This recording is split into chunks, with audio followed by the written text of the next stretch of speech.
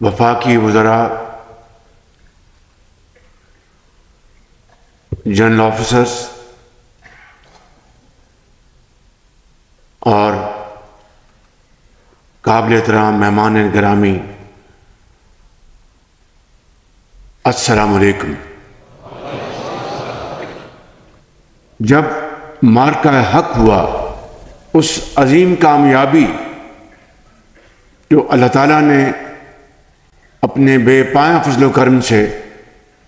اور آپ کی تہجد میں اور عشاء میں جو آپ نے پاکستان کی کامیابی کے لیے دعائیں کی، وہ اس بزرگ و برتر نے قبول فرمائیں اور پاکستان کی افواج کی دلیرانہ اور انتہائی جرأت کے ساتھ اس جنگ کو لیڈ کیا فیلڈ مارشل شہید عاصم منیر نے۔ جس جرأت اور اللہ تعالیٰ پر کامل یقین کے ساتھ اور خدا خوفی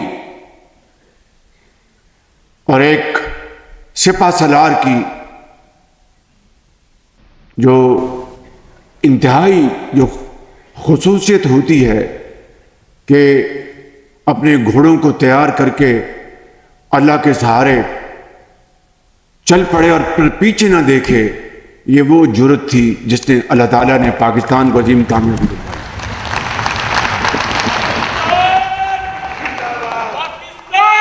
اور اس سے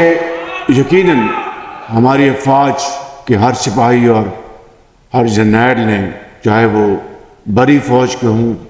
یا فضائی فوج کے ہوں یا بحری فوج کے، ان سب کی اس میں بے مثال اس میں ان کی کاوشیں شامل ہیں۔ اللہ تعالیٰ نے جو حکم دیا ہے اور نبی کریم صلی اللہ علیہ وسلم نے ان کے اسوہ حسنہ کے مطابق ہم نے زندگی بسر کرنی ہے، تو اس کا واحد طریقہ یہی ہے کہ آپ کے اوپر سب سے بڑی ذمہ داری آپ کے اوپر ہوتی ہے۔ آپ امام مسجد بھی ہیں، قرآن کریم کے حافظ بھی ہیں، محدثین بھی ہیں، اور وہ پیغام آپ ممبر رسول سے آپ ہر جمعے کو ہر نماز میں دیتے ہیں کہ جب تک اس ملک کے اندر یہ جو فرقہ پرستی کا خاتمہ نہیں ہوگا، اور آج دیکھ لیجئے کہ میں آج بھی کہہ سکتا ہوں ایک درد دل کے ساتھ، اور میں معافی چاہتا ہوں، 100 بار آپ سے معافی چاہوں گا کہ ابھی بھی بعض، میں کسی کا نام نہیں لیتا، لیکن بعض مکاتب فکر کے جو جید علماء ہیں، جید علماء تو کبھی اس طرح کی بات نہیں کریں گے، لیکن جو بعض لوگ ہیں وہ کہتے ہیں کہ اس مسجد میں نماز نہیں پڑھ سکتے، اس کے پیچھے آپ نماز نہیں پڑھ سکتے۔ اگر یہ ہمارا حال ہے تو ہم قوم کو کس طرح اکٹھا کر سکتے ہیں؟ میں سمجھتا ہوں کہ آپ لاکھوں نہیں کروڑوں طالب علموں کو آپ حدیث اور قرآن کا آپ درس دیتے ہیں، جدید علوم بھی ان کو سکھا رہے ہیں، کوئی شک نہیں،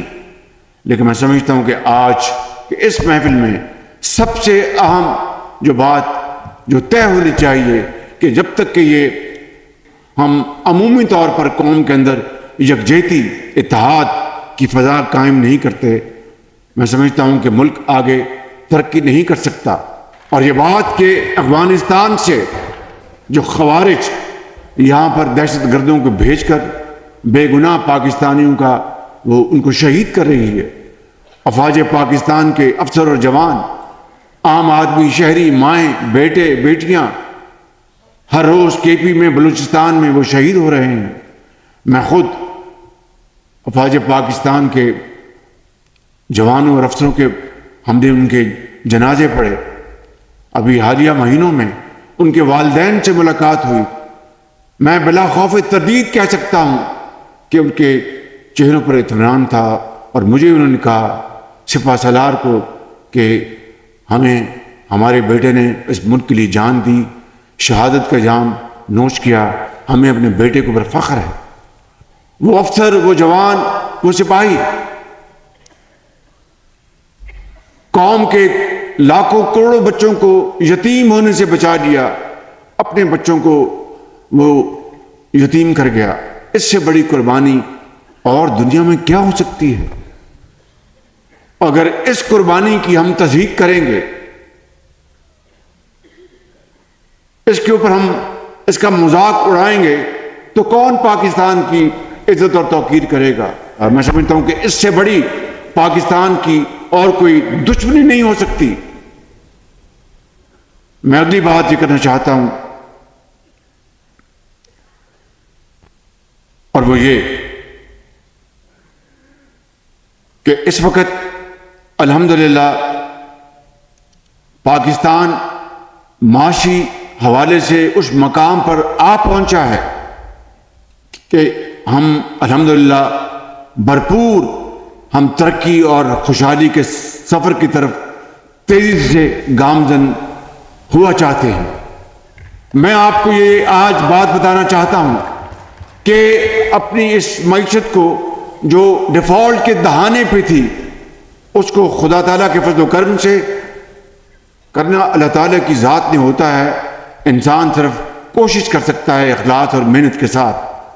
اس کو بچانے کے لیے سیاسی اور عسکری قیادت نے مل کے کام کیا۔ پاکستان تب اقوام عالم میں مارکہ حق کے بعد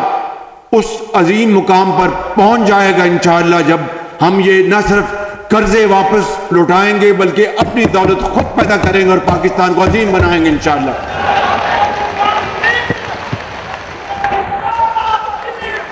آج اب وقت ہے کہ پاکستان کو ہم معاشی ترقی اور خوشحالی کے سفر کی طرف تیزی سے لے جانے کے لیے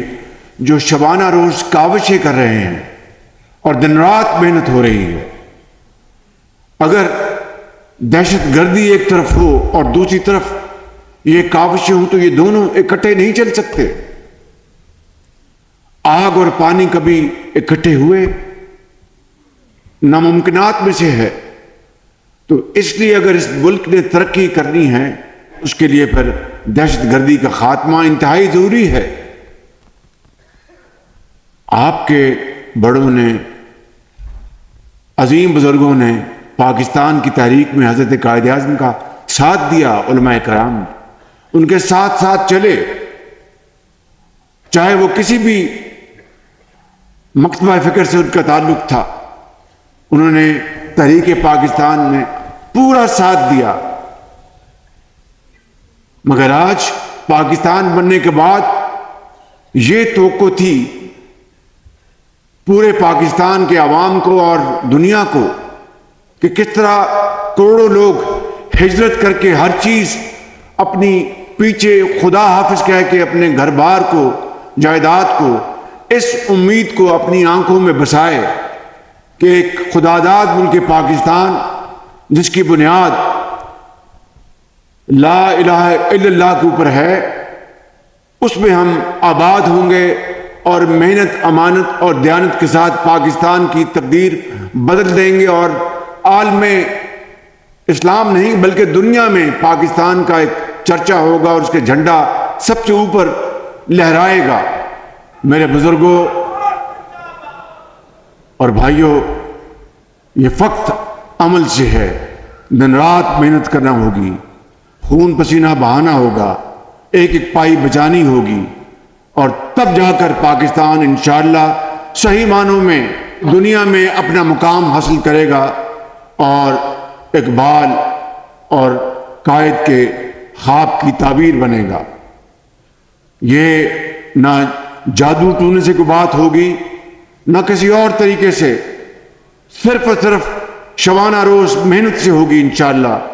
اور اس میں آپ دیکھیں گے کہ کوئی کمی نہیں ہے۔ اس لیے آج میں سمجھتا ہوں کہ پوری قوم کو ان قومی معاملات کے اوپر یکجاں دو قالب ہونا ہوگا۔ اور آخری بات، اپنی معروضات ختم کرنے سے پہلے، کہ پورا پاکستان نہیں، پوری دنیا معترف ہے، دشمن ورطۂ حیرت میں ہیں اور دوست برادر ممالک ان کے دل باغ باغ ہیں، خوشیوں سے پھولے نہیں سماتے کہ پاکستان نے نہ صرف ہندوستان کے خلاف معرکہ جیتا اور بڑی عظیم فتح حاصل کی اللہ کے فضل کرم سے، وہ اس کو اپنی عزت اور اپنی فتح سمجھتے ہیں، اور ہر جگہ انہوں نے ہمیں مبارکباد دی، اور پھر یہاں پر افواج پاکستان کے خلاف زہر آلود پروپیگنڈا کیا جائے تو میرے بزرگوں اور انتہائی قابل احترام علماء کرام، یہ صرف میری ذمہ داری نہیں بلکہ یہ میری کیبنٹ کی ذمہ داری، یہ آپ کی بھی ذمہ داری ہے کہ آپ اس فوج کا آپ دفاع کریں جس نے پاکستان کا دفاع کرنے کے لیے اپنے خون کی قربانی دی اور ازدی دشمن کا وہ شکست دی کہ وہ قیامت تک یاد رکھے گا، قیامت تک۔ تو اس لیے میں سمجھتا ہوں کہ آپ کو ان حوالوں سے بھی آپ کو پوری طرح آگاہی ہونی چاہیے۔ اور آخر میں اقبال کا شعر کہہ کے ختم کروں گا اپنی بات کہ فرد قائم ربط ملت سے ہے تنہا کچھ نہیں، موج ہے دریا میں